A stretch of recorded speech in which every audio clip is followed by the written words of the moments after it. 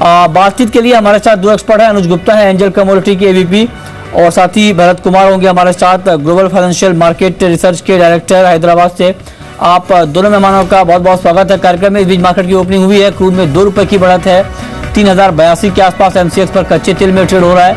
इसके अलावा अगर बात करें गोल्ड की तो यहाँ पर करीब ₹39 की नरमी है, 31,050 के आसपास यहाँ पर ट्रेड हो रहा है गोल्ड में। और चांदी में बिल्कुल फ्लैट कारोबार, 46,940 के आसपास यहाँ पर ट्रेडिंग हो रही है एमसीएक्स पर चांदी में।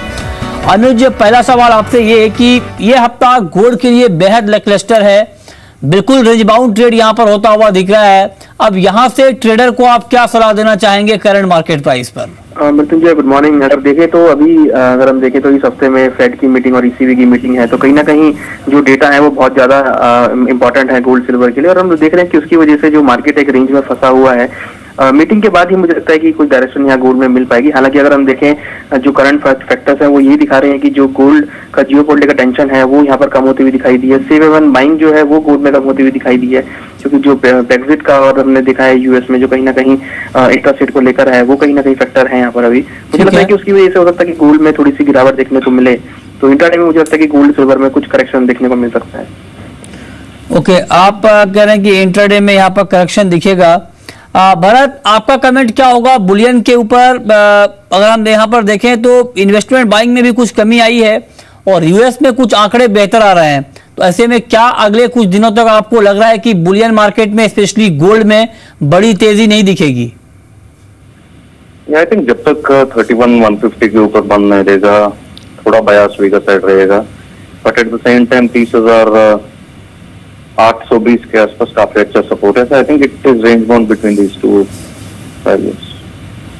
ठीक है, चांदी के ऊपर अनुज आज के लिए इंट्राडे के लिए आपकी कॉल क्या होगी? पिछले कुछ दिनों में इस काउंटर में गिरावट आई है ठीक ठाक, आज भी ₹100 नीचे है। क्या आपको लग रहा है कि मार्केट 45,000 की तरफ अब आ रहा है? चांदी में देखें तो गोल्ड के मुकाबले तेजी ज्यादा है, क्योंकि चांदी में कहीं ना कहीं जो बेस मेटल से क्लूज आ रहे हैं वो भी सपोर्टिव हैं, और हमने देखा भी है कि बेस मेटल में काफी आउट परफॉर्म किया है। तो मुझे लगता है कि चांदी में उतनी गिरावट देखने को नहीं मिलेगी। चांदी में हमारा जो कॉल है वो बाय का रहेगा, बाय ऑन डिप्स के लिए। तो मुझे लगता है कि गोल्ड के मुकाबले चांदी मुझे लगता है कि यहाँ पर आउट परफॉर्म कर सकती है, क्योंकि बेस मेटल भी सपोर्टिव है। साथ में अगर हम देखें तो चांदी ने अपने जो महत्वपूर्ण स्तर है वो भी ब्रेक किए हैं। तो टेक्निकल और फंडामेंटल दोनों ही साइड में मुझे लगता है कि चांदी में कंपैरेटिवली गोल्ड के मुकाबले ज्यादा तेजी देखने को मिलेगी। तो सिल्वर में बाय ऑन डिप्स कर सकते हैं, करीबन 46,800 के अराउंड बाय करके चल सकते हैं। स्टॉप लॉस 46,400 का रहेगा, टारगेट करीबन 47,400 47,800 तक देखने को मिल सकता है। ठीक है, क्रूड के ऊपर भरत आपका कमेंट क्या होगा? क्रूड के जो स्टॉक के आंकड़े आए हैं एपीआई के, उसमें यह कहा गया है कि पिछले हफ्ते अमेरिका में क्रूड का स्टॉक 23 लाख बैरल घटा है।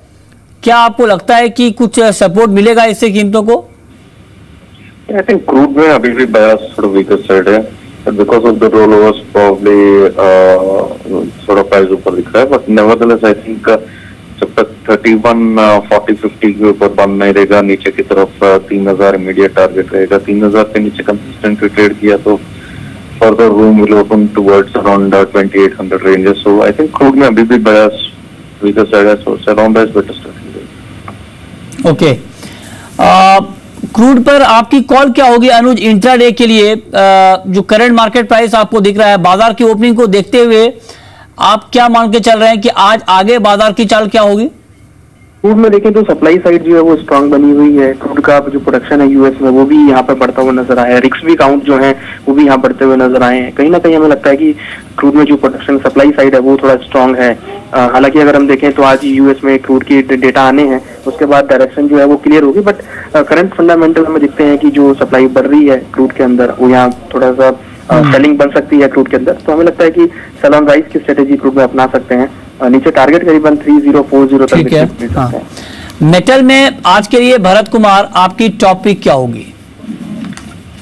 आई थिंक मेटल्स में across the board the underlying अभी भी बुलिशनेस है, बट नेवरदलेस जिंक अगर हम लोग देखते हैं तो 150 रेंजेस के आसपास आ गया है, तो आई थिंक थोड़ा कॉशन रहना चाहिए। Eight the same time I think copper 335 closing basis से बाइंग कर सकते हैं, स्टॉप कर सकते हुए ऊपर में 342 तक एक्सपेक्ट कर सकते हैं।